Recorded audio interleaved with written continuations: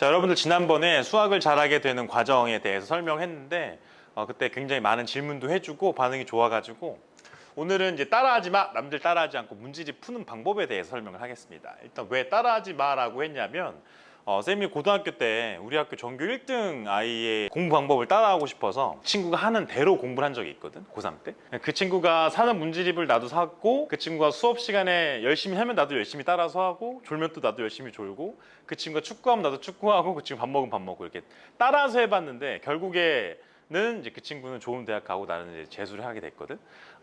이제 그게 생각을 해보면 너무 당연한 일이에요. 일단 뭐 학년도 고3이기도 했지만 어느 정도 돼 있는 상태에서 학습을 진행하는 거랑 그렇지 않은 상태에서 학습을 진행하는 거랑 차이가 좀 있기 때문에 가장 중요한 건 여러분들이 남들 따라하지 않고 자신만의 공부 방법을 찾는 게 제일 중요합니다.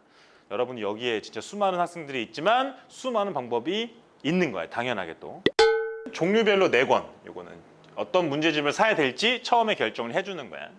그러니까 우리는 선생님 예전에도 많이 얘기했는데 개념서, 유형 문제집, 그다음에 양치기 문제집, 기출 문제집 이렇게 4권이 구비가 돼 있어야 하거든. 근데 이 4권은 순서대로 여러분이 푸는 것이 아니고 동시에 갖고 있는 문제집입니다. 그러니까 요즘에는 수능 세대라서 여러분들이 문제은행식으로 수능 시험에 출제가 되는 게 아니거든요. 그렇기 때문에 내가 유형 문제집을 풀다가 모르는 게 나왔을 때 요것도 풀고 그날에 진도를 끝내는 거죠. 양치기 문제집을 푸는 내가 자꾸 틀리는 유형이 있어. 그럼 이게 기출문제가 어떻게 나왔었지? 라고 확인을 해보는 겁니다. 그래서 이거는 개념서는 강의 교재로 대체 가능합니다. 여러분이 인강도 많이 듣고 수업도 듣고 있기 때문에 개념서 그리고 유형 문제집은 여러분이 많이 사는 센이나 RPM 그런 문제집들, 양치기 문제집은 문제 많은 마플이나 자이스토리 이런 거 얘기하는 거고, 기출 문제집은 제일 두껍고 싼 거. 기출 문제집은 선별되어 있는 거 사지 마시고, 가장 이제 큰일 나는 상황은 연도별로 되어 있는 겁니다. 유형별, 단원별로 되어 있는 걸 사셔야 돼. 그래야 여러분들이 나머지 문제집들을 사전식으로 풀 수가 있어요. 그리고 요 녀석들 있죠. 쌤 생각에는 유형 문제집 정도는 한 권 정도만 있으면 제일 적당한데 요거는 이제 한 권이어도 되고 2권 이상이어도 돼요. 대신에 2권 이상은 우리가 여러 번 푼다라는 거죠. 이거 다 풀고 다른 것도 풀고. 그래서 처음 하는 학생들이 개념을 3번 보고 유형 문제집을 4번 본다면 이거는 무조건 수학을 잘 할 수 있게 되거든. 근데 몇 회 독이라고 해서 이상한 거를 배워왔는데 그렇게 3번 보고 4번 보라는 문제가 전혀 아니고, 이 문제집을 푸는 방법에 대해 설명할 때 자세하게 얘기해 주겠지만, 내가 개념서에 있는 문제집들, 유형서에 있는 문제집들을 여러분들 한번 풀고 다시 봤을 때 틀린 것만 푸는 거예요. 알겠죠? 틀린 것만 풀었을 때 3번, 4번만 보면 이건 수학을 못할 수가 없다. 못할 수가 없습니다. 그래서 일단 4개의 문제집을 종류별로 구비를 해라. 이게 가장 기본 세팅입니다. 그리고 두 번째는 유형 문제집을 푸는 순서에 대해서 이야기해주면, 여러분들 유형 문제집 요즘에 상당히 좀 잘 돼 있어요. 상당히 잘 돼 있는데 일단 소단원 기준, 예를 들면 지수함수와 로그함수가 1단원이지, 그러면 지수, 로그, 지수함수, 로그함수 소단원이 4개예요. 오늘 공부할 건 지수야, 이런 식으로 소단원 기준으로 자르시되, 여러분이 수능을 준비하는 개념이 부족한 학생들이라면 처음 하는 학습이 아니기 때문에 그 개념들 중에서 내가 어떤 개념을 모르는지 확인하는 과정이 무조건 필요해.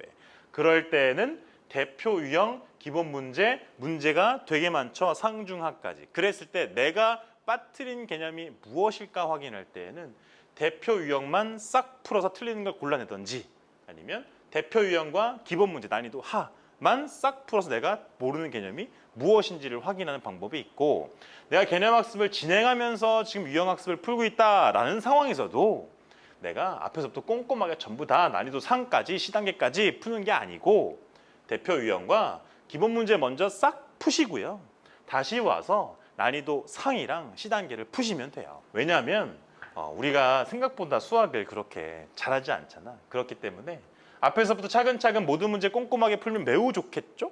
근데 뒤에 거 할 때 앞에 걸 까먹습니다. 그렇기 때문에 쌤은 난이도 대표 문제가 있고요. 마플 같은 경우에는 이제 학교 기출 왕중요 이런 문제가 있어. 대표, 그다음에 난이도 하, 난이도 중, 난이도 상 이렇게 돼 있는데, 유형 문제를 풀 때는 여기까지만 여러분이 풀고 넘어가고 다시 와서 이것들을 풀어야 된다는 뜻이야. 다시 와서 틀린 거 포함해서 얘까지 풀어주면 이걸 3번은 돌릴 수 있어요. 그럼 유형 문제집을 아주 잘 푼 상황이 되겠죠. 그리고 어느 문제집이 좋아요? 일단은 제일 많이 팔리는 게 제일 좋고, 요즘에는 하도 잘 돼 있어서 아무거나 사시면 돼요. 제일 많이 팔리는 거 사시면 됩니다. 그리고 문제집에 채점할 때 문제집에는 OX만, 문제집에 완전 이거 이상하게 막 신문지처럼 풀어가지고 두 번째 볼 때 다시 못 보는 상황을 만들지 말라라는 거야.